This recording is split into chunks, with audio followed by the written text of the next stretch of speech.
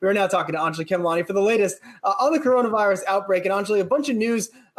We've talked mostly about case counts, death counts, but we have news on the pharma front over the last couple of days, some companies out with earnings. And then, Quest Diagnostics, a company now talking about at-home antibody test kits. I mean, the president last night rattled off numbers that aren't really that big in terms of how many companies can do tests, what sort of their capacity is going to be. But the drumbeat of private companies actually getting involved and making some testing apparati available to consumers, that seems to be rolling along here. Yeah, absolutely, Miles. And even I'm not sure what the plural is of that one. So we have seen, the constant ramping up. And in my discussions with some of the largest commercial labs, they have in fact said that the FDA's moves to approve more test options, so more equipment and more companies coming out with these tests, whether it be antibody or PCR testing. And the difference between those two, again, is PCR is when you have the virus and antibody is after. So looking at the scale that the FDA is looking at, we have seen some concerns still about the rate of testing. Yes, we are at more than 5.4 million tests in the country to date, but experts are saying we are a long way off from where we need to be on the daily testing. So that's where Quest comes in. It has sort of reduced that burden. We know that for others looking at the antibody testing, it is on the orders of a doctor, and they're still also waiting to figure out the reimbursement for that. So what percentage insurers are going to cover, whether they're going to take the route of covering it the way they did for current.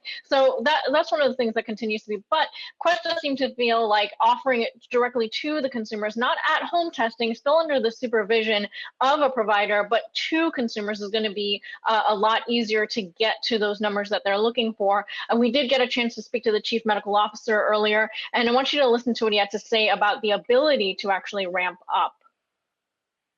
So this type of testing scales very rapidly within Quest and very rapidly within other testing laboratories, so that even this week alone, or going into next week, we would have as much as 100,000 tests a day. So as you can hear, it's easy to ramp up for them, and that's one of the things that they're really looking at. And we know that Quest and LabCorp are two sort of giants, if you will, on this front. So looking at that is something to keep an eye on for sure. Meanwhile, we know that in the rest of the health sector, when you're looking at pharma earnings, we have seen some interesting mix of either pulling guidance, holding it steady, or cutting. And in the case of Merck, we did see a cut earlier today, looking at basically its portfolio, because Merck is one of those companies that relies very heavily on physician administered drugs. They're looking at what that means for the second quarter and third quarter, and hoping that by the fourth there might be some resuming in activity right now. So that's one thing to look out for. Meanwhile, Pfizer did report earnings as well and held guidance for our 2020, and they're also working on a vaccine, so that really helps them in terms of the activity. But we're also looking at their portfolio, which is slightly different and can be maintained, especially largely on the generic drug side. So that's what we're seeing right now, Miles.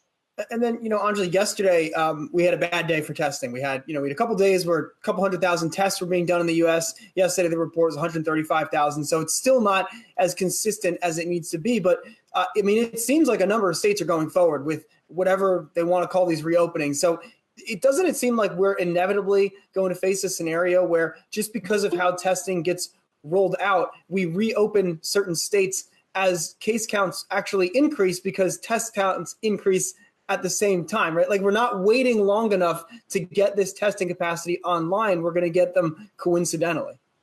Right. And that's been one of the biggest debates, right, among experts. It's, does it need to be a complete solution, a complete public health solution before we get to the economic part of it? Or is it something that can be working in tandem? And unfortunately, because we have lagged on the testing side, that is causing that sort of split in opinions of where we need to go from here. We have seen across the world where, there have been second waves pretty shortly after. Take, for example, here at home in New Jersey, the state was looking at reducing the rate at which it doubled cases, and that had come down to almost a month in most of the state. And now they're seeing a resurgence in some parts of the state where it's quickly doubling the number of cases. But what that means in terms of the actual doubling number, right, is also a part of that story. So it's definitely something to keep an eye on. There's no way to predict what will happen. We do know that there are some parts of the country that, with spacing and with the way that they operate, may have actually, been able to be lucky in this process, but we'll definitely have to watch those numbers. Hey investors, Zach Guzman here. Are you interested in learning more about the markets and getting the latest financial news? Well, then click right here to subscribe to our Yahoo Finance YouTube channel. Get the latest up-to-the-minute market analysis, big interviews in the world of finance, and information on how to manage your money every day wherever you are.